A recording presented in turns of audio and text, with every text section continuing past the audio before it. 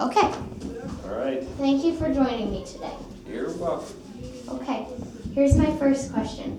Why did you join the pack and what was your role?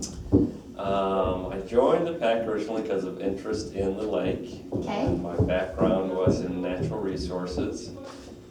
And my role kind of developed first being technical advice. So Okay. what's happening with the lake? What are the issues with the fish or the plants? And then at the end, I was the chair of the Public Advisory Council. Okay. Well, thank you. Okay, here's my second question for you. When did you and the pack first know that there was something wrong and you had to stop it? So like, was there like a certain year that you kind of noticed that things were becoming really bad and that like the pollution was getting really strong? Kind of what first started the issue was tannery. Okay. In Tannery Bay, there were always issues there. Yeah. Different colored water, temperatures. Yeah. And then once they kind of started looking at that, Sorry. once they started looking at that site, then they started realizing that there were other sites around the lake. So that's when kind of Occidental Chemical, or at that time Hooker Chemical, and DuPont, and all the other sites kind of started popping up to say, okay, there's bigger issues besides one site. Okay, great answer. Question number 3. How do you and the pack think that you impacted White Lake's future by standing up to the tannery and other polluters? I think it had a big impact because if it wasn't addressed at that time, let's say that even it hadn't been addressed until now, we would already be 35 years behind of where we currently are. So the current state of the lake is not any better than lakes around Michigan. Yeah. But before it was so far behind, at least we're to a point where we can continue to work on it and recover what's happened. Okay.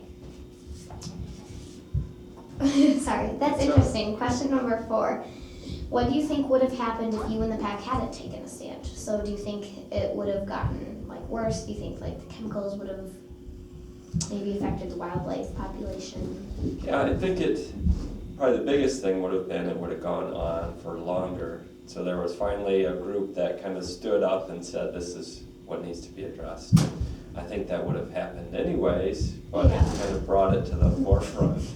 And it's thunder outside. I know, it's thundering. Okay, so you think that like maybe like the populations of like the animals, like do you think that the animals' populations could have gone down? So, Yeah, I think they would have been affected for a longer period of time, so we may have seen more dramatic things happen. So it just wasn't addressed. Wouldn't have been addressed early enough to kind of make some significant changes. Okay. If you have like any other things you want to add to this. Okay.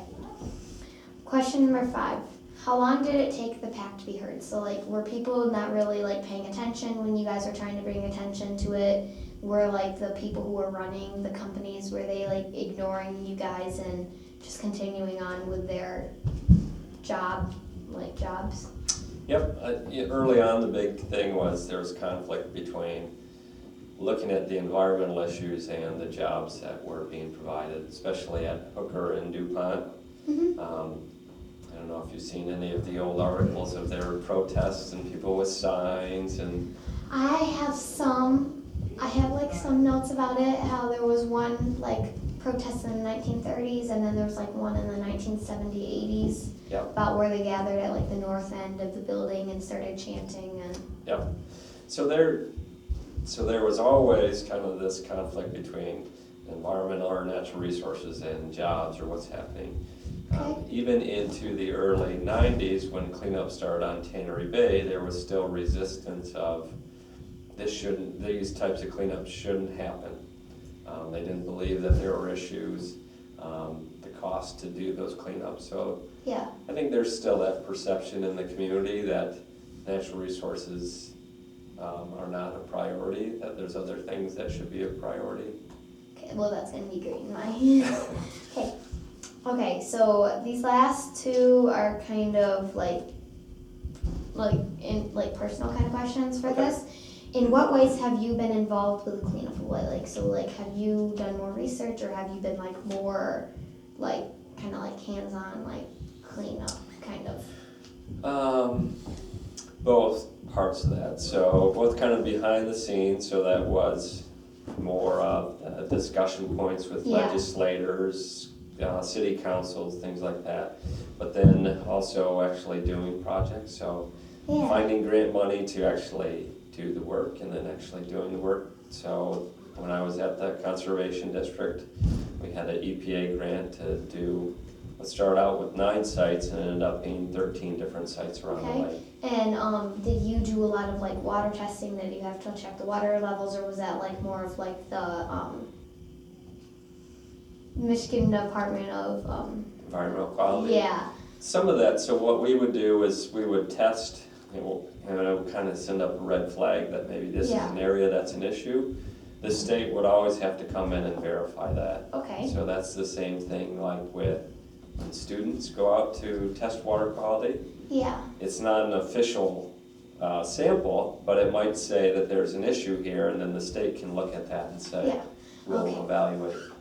Well, that's interesting. And my final question for you is, what work do you think still needs to be done on White Lake? Do you think like maybe there's like an area that really needs to be more paid attention to, or do you think that there's yeah, just anything that you think should be? Well, there's, I think 2 of the ongoing problems are gonna be nutrient pollution. Yeah. So there's still an issue with phosphorus in the lake. So phosphorus causes algal growth, which is what turns it green, or it kind of has that slime on it. That's something that if you don't keep up on it, it will come right back. So that's an issue. And the other one is habitat. So habitat for fisheries, habitat for waterfowl. Yeah. I think that is going to be a constant battle of trying to look at those things. Okay, and I just have 2 quick end questions I just thought of, so I can Okay. figure this out. What year did you guys form the pack?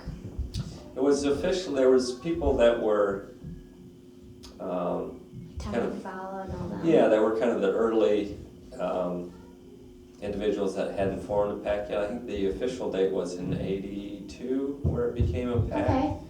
And all that was is a title that the state and federal governments recognized of here's a group. Yeah, the Public Advisory Council. Yeah. And I looked on your guys' website because it's up and running, and that's going to be a great resource for me. Yep. Do you guys still meet monthly? No. No? Okay. Do you guys like meet at all? Like, is there like sometimes where you like meet where I could like come in and I could just like watch what you guys are saying and I could take notes and all that for my project? Yep. Okay. And maybe what I can do is send your mom like an email link of here's the next meeting. Yeah. And Okay. And what kind of happened when the lake became delisted, Yeah. there's multiple organizations that kind of took on different functions. So Yeah. like the White Lake Association now is doing more of the monitoring part of it. Yeah. The White Lake Sustainability Council is now doing more of the public outreach part of it. So the individual groups are doing different components now. Okay. Well, thank you for this You're interview. welcome. And I was glad I got all this information from you.